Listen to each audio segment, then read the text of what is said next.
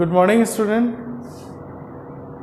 Class 10 physics में आज हम पढ़ेंगे real depth, apparent depth and refraction through a glass slab. तो सबसे पहले हम ये देखते हैं कि रियल डेप्थ, अपरेंट डेप्थ कैसे निकाली जाती है।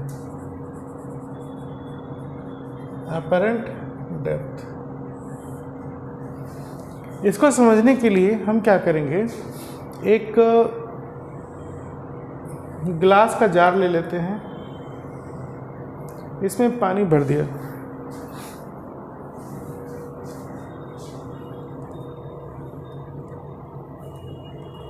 है ना। ये वाटर सरफेस आ गया आपका।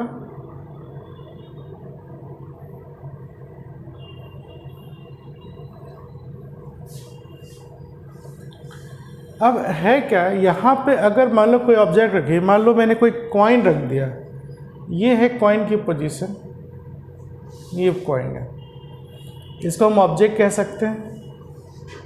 ओ स्टैंड्स फॉर ऑब्जेक्ट। और वाटर लेवल की जो डेप्थ है, ये डेप्थ हम मान लेते हैं, ये है आपकी पूरी टी। टी स्टैंड्स फॉर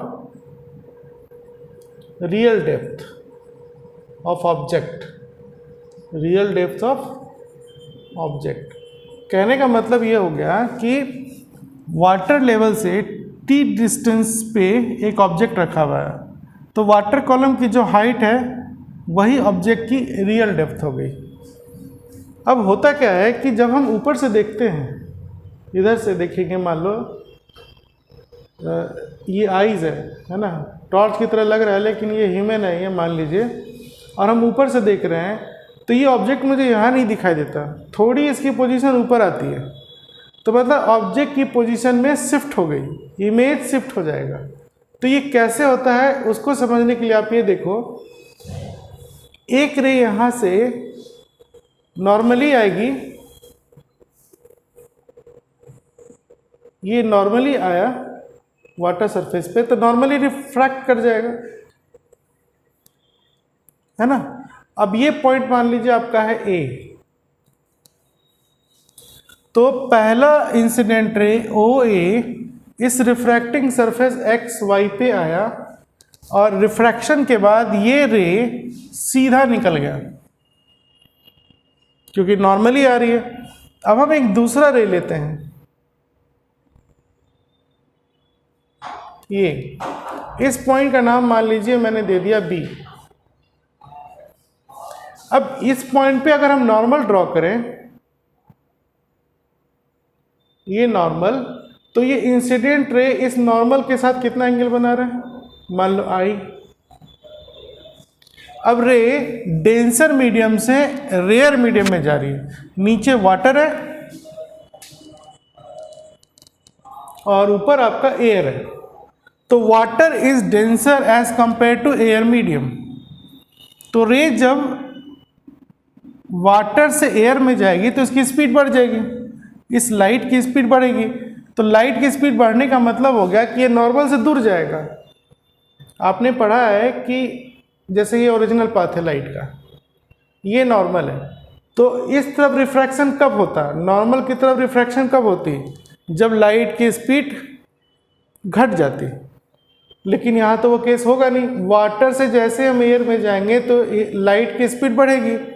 अब स्पीड बढ़ जाने से ये ओरिजिनल पाथ और नॉर्मल इसके बीच रिफ्रैक्ट नहीं करेगा, इससे ये दूर चला गया ये। और दूर जाने की वजह क्या है, speed of light increases, speed of light increases as it travels from water to air. ठीक है। अब आप देखो, इमेज बनाने के लिए दो रिफ्रैक्टर रे की जरूरत होगी, जहां पे रिफ्रैक्टर रे का इंटरसेक्शन होगा वहीं इमेज बनेगा। तो एक रिफ्रैक्टर रे तो ये हो गया आपका, अगर मैं इसको डबल एरो करूं तो ये रिफ्रैक्टर रे है, ये इंसिडेंट रे है, मीडियम चेंज होने से इधर रिफ्रैक्टर रे हो गई। ये भी डबल एरो कर देते हैं, ये रिफ्रैक्टेड रे है। तो इस रिफ्रैक्टेड रे को अगर मैं पीछे बढ़ाऊं, तो ये डाइवर्ज होते हुए यहाँ दिखेगी। तो कहने का मतलब ये रिफ्रैक्टेड रे और ये रिफ्रैक्टेड रे इस पॉइंट पे इंटरसेक्ट कर रहा है। तो रिफ्रैक्टेड रे जहाँ इंटरसेक्ट करेगी वही पोजीशन आपका इमेज का होगा। तो ये हो गया position of image.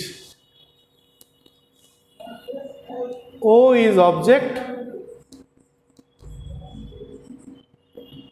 I is image, O is object, I is image। ठीक है। अब आप देखिए इधर से देखने पे हमें क्या मिलेगा कि ऑब्जेक्ट का इमेज यहाँ बन रहा है, मतलब जो कॉइन आपने पहले बॉटम पे रखा था वो कॉइन अब आपको आई पॉइंट पे दिखाई देगी, मतलब इमेज में शिफ्ट हो गया, ऑब्जेक्ट की पोजीशन शिफ्ट हो गई। तो हम क्या कहेंगे यहाँ पर, ये हो गया एंगल ऑफ रिफ्रैक्शन R। तो अब रियल डेप्थ क्या हो गया, T। अपरेंट डेप्थ कितना हो गया, AI। Real depth AO is equal to T। Apparent depth is AI, है ना, इसे हम D मान लेते हैं। अब शिफ्ट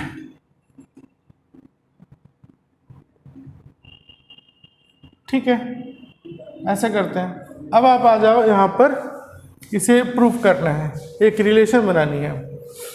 तो अब आप देखिए कि ये एंगल I है, तो ये एंगल कितना होगा,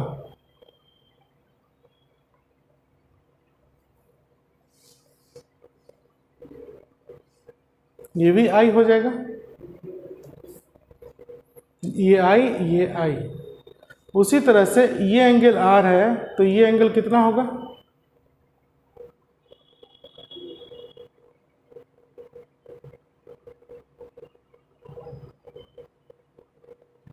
ये भी R हो जाएगा, है ना, करस्पॉन्डिंग एंगल। ये बात समझ में आ रहा है। अब आप ये देखिए कि अगर मैं ऑब्जेक्ट OAB, ऑब्जेक्ट से होता हुआ ये एक ट्रायंगल ले लूँ, ये राइट एंगल ट्रायंगल है, तो in triangle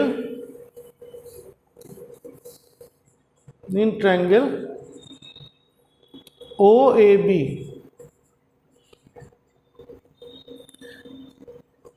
tan I is equal to, इस एंगल के लिए ये परपेंडिकुलर हुआ और ये बेस हुआ, tan I is equal to AB by AO। ठीक है, ये रिलेशन आया। अब आपको ये समझना चाहिए कि अगर ये फॉर्मूला जो भी आया आपका, या जो इक्वेशन है tan I is equal to AB by AO, अगर ये B पॉइंट के लिए वैलिड है जहाँ पे I बन रहा है, तो ये सारे पॉइंट के लिए वैलिड होगा। तो अगर I काफ़ी स्मॉल हो जाए, मतलब B A की काफ़ी क्लोज हो जाए, तो I की वैल्यू तो काफ़ी कम हो जाएगी, तब भी ये इक्वेशन वैलिड होना चाहिए। तो उस कंडीशन में होगा क्या, तो हम क्या लिख सकते हैं कि if I is very small,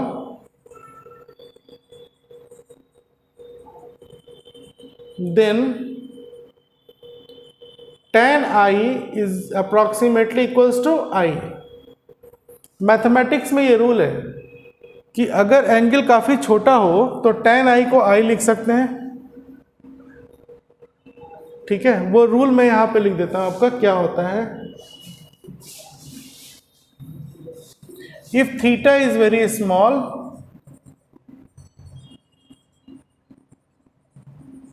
then tan theta approximately equals to theta, cos theta approximately equals to 1 and sin theta approximately equals to theta। ये मैथमेटिक्स रूल है।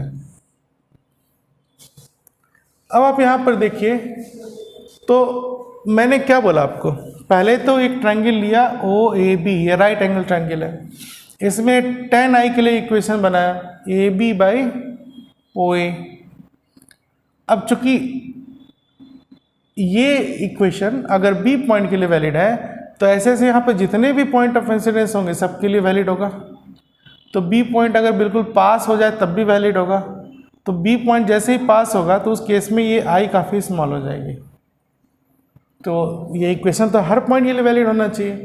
तो कहने का मतलब हम स्मॉल एंगल को अगर कंसिडर कर लें तो tan i को फिर हम क्या लिख देंगे आई।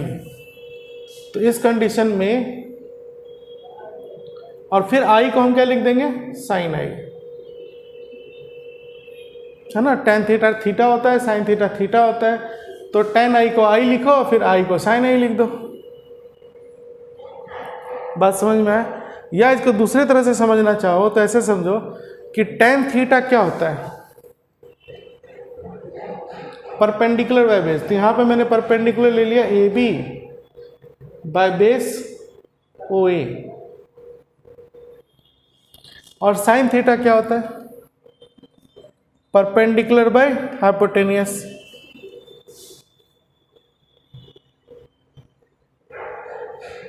तो यहाँ परपेंडिकुलर है आपका ए बी और हाइपोटेनियस क्या हो गया ओ बी, है ना। ये दोनों tan का रिलेशन है। अगर ये बी पॉइंट काफ़ी क्लोज हो जाएगी, है ना, अगर जैसे ही क्लोज हो जाएगी मान लो, तब ए बी को तो रहने दो, ए बी अपनी जगह पर है, ओ ए और यहाँ से फिर अगर मैं मान लो यहाँ पे बी ले लूँ तो ओ ए और ओ बी ये दोनों आपस में क्या हो जाएंगे, बराबर हो जाएंगे। क्योंकि ये पॉइंट जैसे ही क्लोज होगा तो ये लगभग बराबर हो जाएगा, ओ ए ओ बी आपस में बराबर हो जाएंगे। तो जैसे ओ ए ओ बी बराबर होगा तो tan थीटा sin थीटा के बराबर हो गया। ये भी दूसरा तरीका है समझने का, ठीक है। तो अब आप ये देखिए कि हम क्या कह सकते हैं, पहले tan i लिया और फिर इस tan i को हम क्या लिख देंगे sin i। क्योंकि मुझे रिलेशन जो है ना इस डेप्थ पे निकालना है, परपेंडिकुलर डिस्टेंस पे निकालना है, इसलिए ऐसा करना पड़ रहा है। तो sin i is equal to हम लिख देंगे ए बी बाई ए ओ। ये पहला इक्वेशन हो गया, ठीक है। अब हम इमेज वाली ट्रायंगल लेते हैं। इमेज वाली वो ट्रायंगल क्या हो जाएगी, इन ट्रायंगल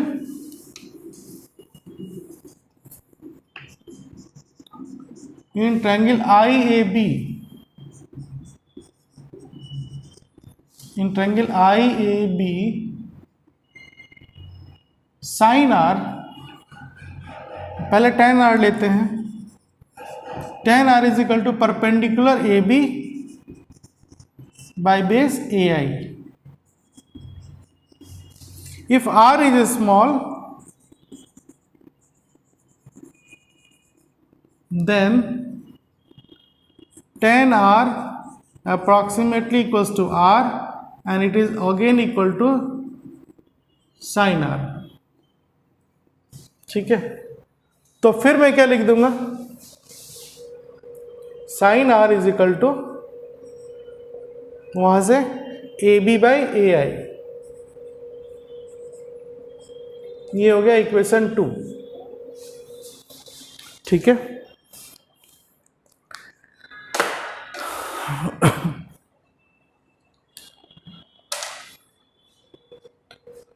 अब आप ये देखिए, मैं अब रिफ्रैक्टिव इंडेक्स को यूज करूंगा। रिफ्रैक्टिव इंडेक्स क्या है कि जैसे लाइट आपको पता है कि ट्रैवल कर रही है, लाइट ट्रैवल कर रही है वाटर से एयर मीडियम में, तो वाटर का रिफ्रैक्टिव इंडेक्स मान लो है म्यू, है ना। लेट रिफ्रैक्टिव इंडेक्स ऑफ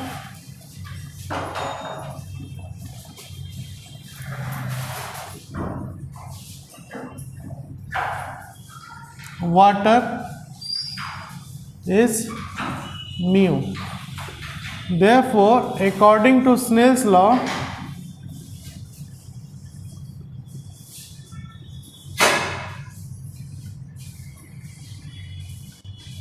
हम क्या लिख सकते हैं, म्यू साइन आई। मैंने आपको बताया था स्नेल्स लॉ यूज करने का तरीका क्या है, एक ही मीडियम में रिफ्रैक्टिव इंडेक्स और एंगल का प्रोडक्ट लो, तो म्यू साइन आई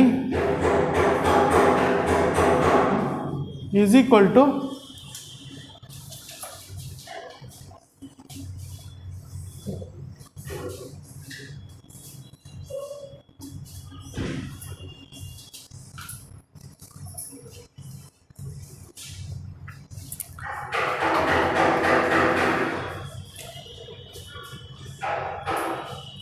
ठीक है। तो अब अगर मैं स्नेल्स लॉ यूज करूंगा तो mu sine I is equal to, फिर इधर क्या होगा, एयर का refractive index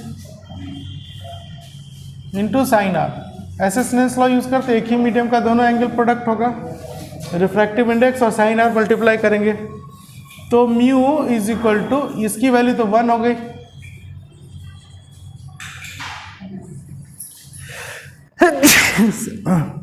sign R by sine I. ये स्नेल्स लॉ से रिलेशन आया, mu is equal to sine R by sine I. ठीक है। अब आप ये कीजिए, यहां पर साइन आर और साइन आई की वैल्यू रख देते हैं, तो क्या मिलेगा मुझे, mu is equal to sine R है आपका A B by A I divide by A B by A O.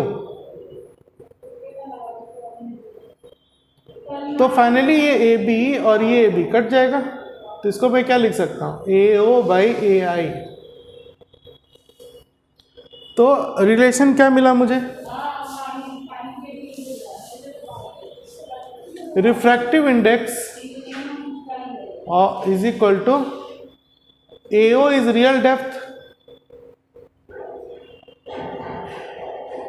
By apparent depth.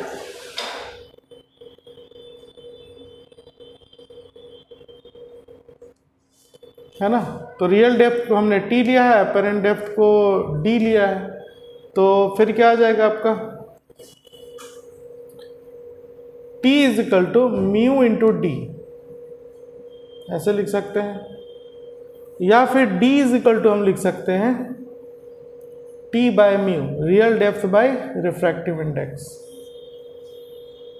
ये जो रिफ्रैक्टिव इंडेक्स है ये क्या है आपका, water with respect to air, मतलब मैं इसको लिख सकता हूँ water with respect to air, मतलब यहाँ जो दो मीडियम है उसी के रिस्पेक्ट में।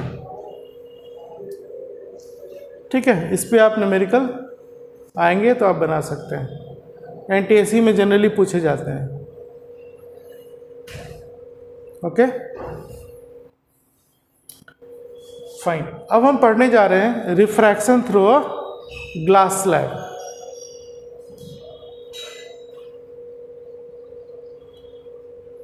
इसमें एक ध्यान देने वाली ये बात ये है कि ऑब्जेक्ट जो है आपका डेंसर मीडियम में है, इमेज भी डेंसर मीडियम में ही है,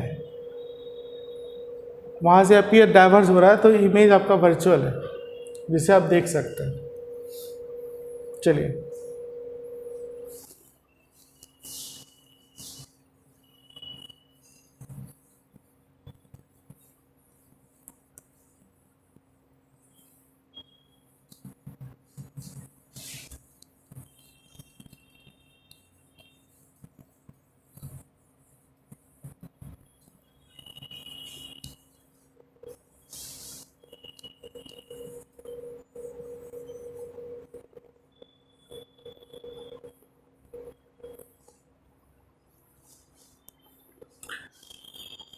अब हम पढ़ते हैं refraction through a glass slab.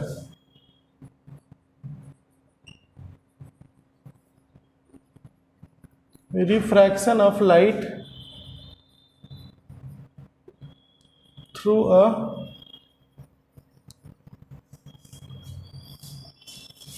Glass slab.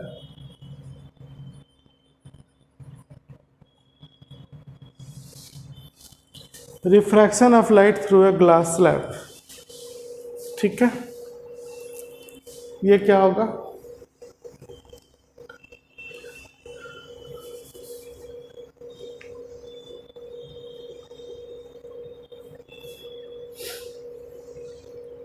देखिए ये है आपका ग्लास स्लैब,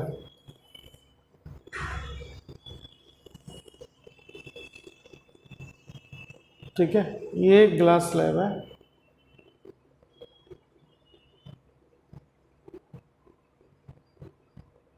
ये ग्लास हो गया और ऊपर आपका एयर हो गया, और इसके नीचे भी आपका क्या हो गया, एयर। अब होगा क्या, इससे हमें लाइट के रिफ्रैक्शन को समझना है। तो जैसे ये लाइट आ रही है यूं,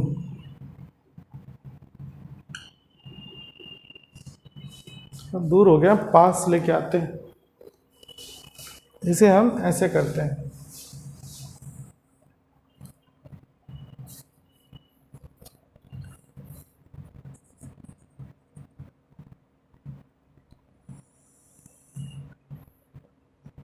ये है ना, मान लो रे यहाँ पे इंसिडेंट हुआ, अब यहाँ से मीडियम चेंज हो गया आपका। इस ग्लास स्लैब का अगर मैं नाम दे दूं PQRS, PQRS is a glass slab।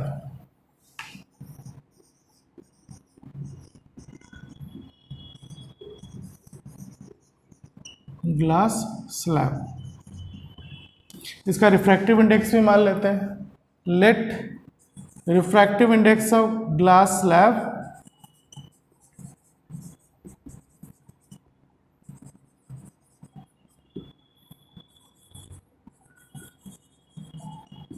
glass slab with respect to air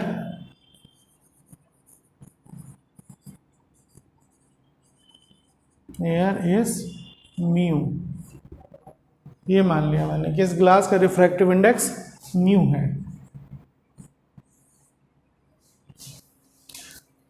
ठीक है, अगर ये ग्लास स्लैब नहीं होती तो ये रे जो है बिल्कुल सीधा निकल जाता यूं।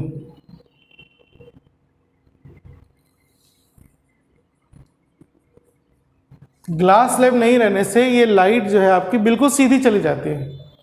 ये हो गया आपका ओरिजिनल पाथ ऑफ लाइट।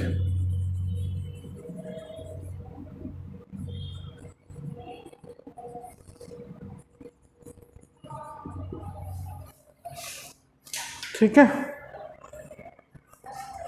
अब आप ये देखिए, इस पॉइंट ऑफ इंसिडेंस को हम कह देते हैं, ये हो गया ए, ये हो गया ओ। लेकिन जैसे रे आएगी ए पॉइंट पे इंसिडेंट हुई तो यहां से मीडियम चेंज हो गया।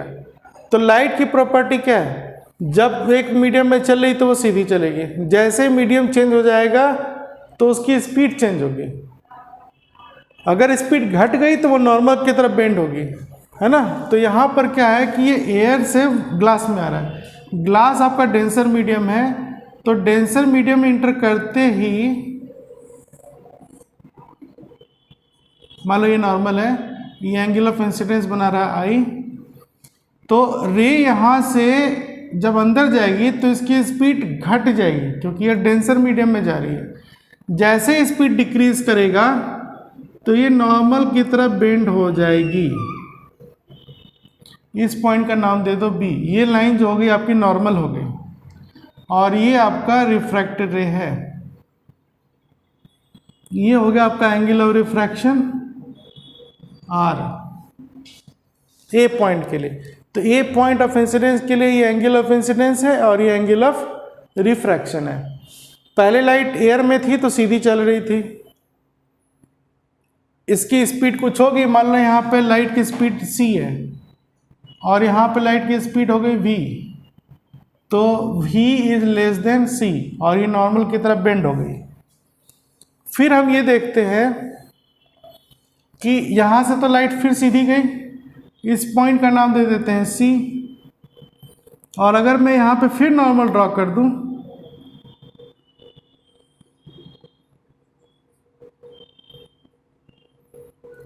तो यहाँ से फिर मीडियम चेंज हो रहा है, यहाँ से फिर मीडियम चेंज हो रहा है। तब आप ये देखिए कि यहाँ पे एंगल ऑफ इंसिडेंस क्या होगा, अगर ये आर है तो ये भी आर ही होगा, ऑल्टरनेट एंगल। ये एंगल ऑफ रिफ्रैक्शन है लेकिन ये एंगल ऑफ इंसिडेंस हो गया।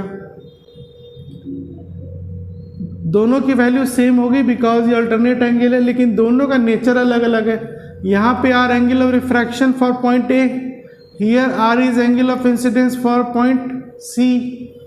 अब यहाँ से फिर रिफ्रैक्शन होना है, तो जब दूसरा रिफ्रैक्शन होगा तो आप ये देखो कि ग्लास से एयर में लाइट जा रही है, ठीक है, तो स्पीड फिर बढ़ेगी। तो ये अगर इसका यहाँ पर ओरिजिनल पाथ है तो ये इस तरफ नॉर्मल की तरह कभी बेंड नहीं करेगी, क्योंकि नॉर्मल की तरफ बेंड तभी करेगी जब उसका स्पीड डिक्रीज होगा। अब लाइट यहाँ से रिफ्रैक्ट करनी है, तो जो रिफ्रैक्ट होगा तो ऐसा देखा गया है कि लाइट जब मल्टीपल रिफ्रैक्शन होते हुए एक सेम मीडियम में आ जाए, जैसे अभी एयर से चली है और वापस वो एयर में आ जाए, तो एयर में जो ओरिजिनल पाथ है ना इसी के पैरेलल होगा। कहने का मतलब लाइट जब स्टार्ट में चली एयर मीडियम में तो ऐसे आ रही थी, अगर ये ग्लास स्लैब नहीं होता तो ये लाइट इसी पाथ पे चलती, है ना। यहाँ से रिफ्रैक्शन हुआ ग्लास में, अब ग्लास से वापस जब एयर में जाएगा, मतलब जब सेम मीडियम में आएगी, तो एक तो स्पीड यहाँ से बढ़ेगी, और जब स्पीड बढ़ेगी तो ये नॉर्मल से दूर जाएगा, और नॉर्मल से जब दूर जाएगा तो इसकी जो ओरिजिनल पाथ थी उसी के पैरेलल जाएगा। ये एक्सपेरिमेंट से देखा गया। तो जी ओरिजिनल पाथ लाइट है, इसी के पैरेलल ऐसे रिफ्रैक्ट करेगी यहाँ से। ये फाइनल रिफ्रैक्टेड रे हो गया। तो पहला रिफ्रैक्टेड रे आपको यहाँ पे मिला, दूसरा रिफ्रैक्टेड रे यहाँ मिला। अब आप देखो फाइनल रिफ्रैक्टेड रे जो है ये इसी के पैरेलल है। तो फाइनली ये देखा गया कि जो अगर लाइट की मल्टीपल रिफ्रैक्शन होती है और मल्टीपल रिफ्रैक्शन के बाद लाइट अगर उसी मीडियम में वापस चल रही जहाँ से वो ओरिजिनल चली है, तो वो रिफ्रैक्टेड रे ओरिजिनल लाइट के पाथ के पैरेलल हो जाएगी। तो हम ये कह सकते हैं कि जो लाइट की जो ओरिजिनल पाथ थी जिस मीडियम में, जैसे यहाँ एयर में है, वापस जब ये एयर में आएगी तो इसके पाथ में लैटरल शिफ्ट हो गया, है ना। और ये लैटरल शिफ्ट क्या होगा आपका, ये ओरिजिनल पाथ और ये फाइनल रिफ्रैक्टेड रे, इनके बीच का जो एंगल है, इनके बीच का जो परपेंडिकुलर डिस्टेंस होगा, यही हो गया आपका, लेट इट बी एस। तो ये लैटरल शिफ्ट है। लैटरल शिफ्ट क्या हो गया, मैं एक बार फिर से बता दूं आपको। मल्टीपल रिफ्रैक्शन के बाद जो फाइनल इमर्जेंट रे है, ये मान लो आपका ये फाइनल इमर्जेंट रे है, अगर सेम मीडियम में जाती है, जैसे एयर में लाइट आ रही थी और वापस मल्टीपल रिफ्लेक्शन के बाद वापस एयर में आई, तो फाइनल इमर्जेंट रे जो कि रिफ्रैक्टेड रे भी है वो ओरिजिनल इंसिडेंट रे के पैरेलल हो जाएगा। मतलब लाइट, ग्लास स्लैब ने क्या किया, लाइट के पाथ को लैटरली शिफ्ट कर दिया नीचे की तरफ। तो ये जो लैटरल शिफ्ट हुआ डी, है ना, इसी को हम बोलेंगे लैटरल शिफ्ट। मतलब perpendicular distance between deviation of final refracted रे and original path of light. अब इस डी के लिए मुझे इक्वेशन बनाना है। तो अब आप देखिए कि अगर ये एंगल आई है और मैं कह रहा हूं कि ये इसके पैरेलल है, तो यहां पर ये एंगल कितना होगा, ये एंगल, यहां पर ये एंगल ऑफ रिफ्रैक्शन है ना। तो आप इस रे और इस रे को देखो, ठीक है, ये पूरा आपका यहां से यहां आई है,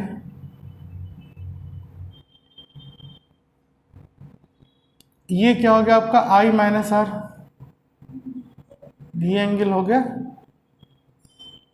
आई माइनस आर।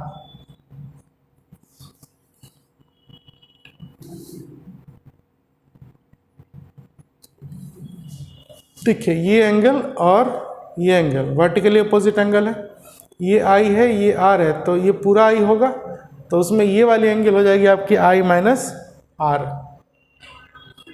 ये दोनों अल्टरनेट एंगल है।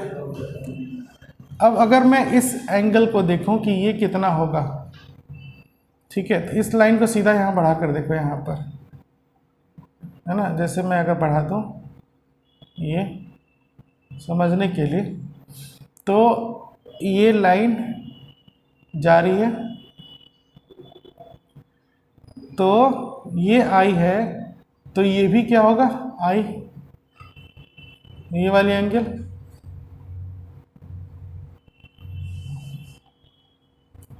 ठीक है। फिर अगर ये आई है तो फिर नहीं, ऐसे समझिए, ये आपका ये यहाँ से यहाँ तक पूरा आपका आई है ना, और ये 90 डिग्री है, तो ये एंगल कितना हो गया आपका 90 माइनस आई, तो ये एंगल कितना हो जाएगा आई, ये आई हो गया, और ये यहाँ से फिर परपेंडिकुलर डिस्टेंस है, तो ये हो गया आपका यहाँ से 90 माइनस आई, तो फिर ये हो जाएगा आई, तभी ये दोनों रे परपेंडिकुलर हैं। अब मुझे तो आपने समझ में आया कि लैटरल शिफ्ट क्या है, या ग्लास स्लैब से रिफ्रैक्टिव इंडेक्स कैसे हो रहा है। तो अब मुझे इस D के लिए इक्वेशन बनाना है, म्यू D है ना, इसके लिए इक्वेशन बनानी है लैटरल शिफ्ट के लिए। तो अब आप इसमें ये देख सकते हैं कि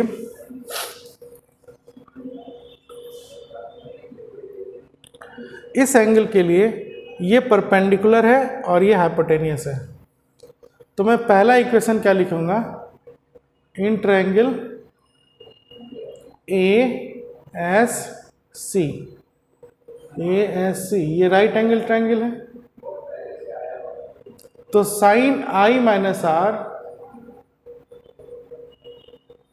is equal to perpendicular by hypotenuse, perpendicular क्या हो गया CS बाई हाइपोटेनियस हो गया AC, ठीक है। Therefore sine I minus R is equal to CS हो गया आपका D बाई AC, ये पहला इक्वेशन ले लिया मैंने। अब आप आ जाइए इसमें, इस ग्लास स्लैब की थिकनेस मान लो T है, T is thickness of glass slab,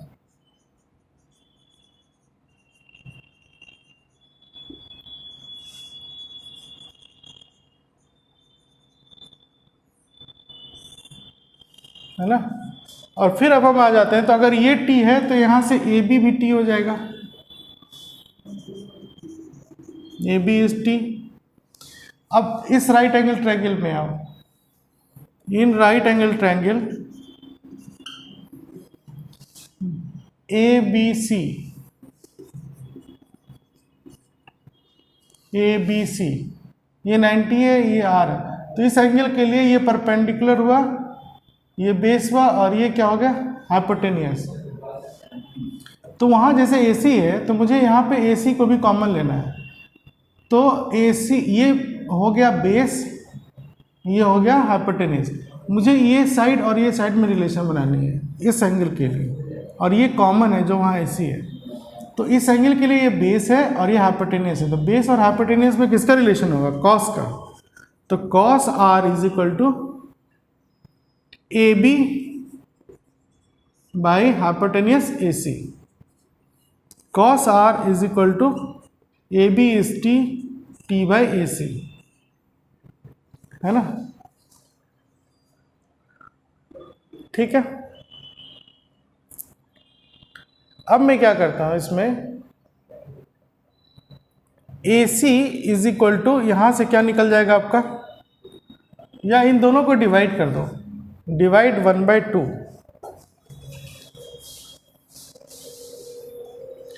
dividing 1/2 we get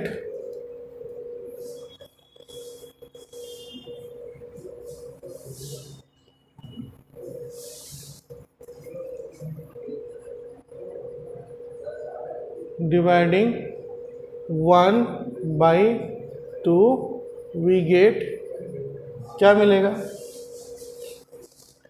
sign i minus R divide by cos R is equal to, ये हो गया d बाई ए सी और ये हो गया आपका t बाई ए सी।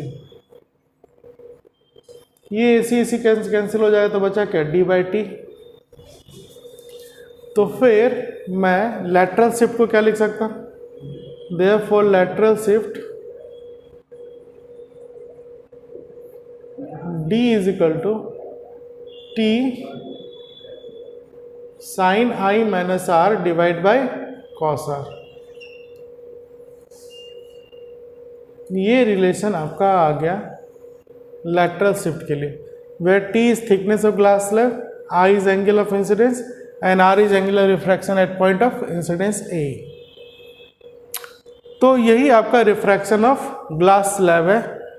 इस पे एक एनसीईआरटी में एक्टिविटी है, अब आप उसे पढ़ेंगे तो आपको समझ में आ जाएगा। एनसीईआरटी में मैथमेटिकल डेरिवेशन नहीं था, मैंने आपको वो करा दिया। इससे आपके सारे कंसेप्ट क्लियर हो जाने चाहिए, इसे पढ़ेंगे। ठीक है, चलिए आज के लिए इतना ही। Thank you.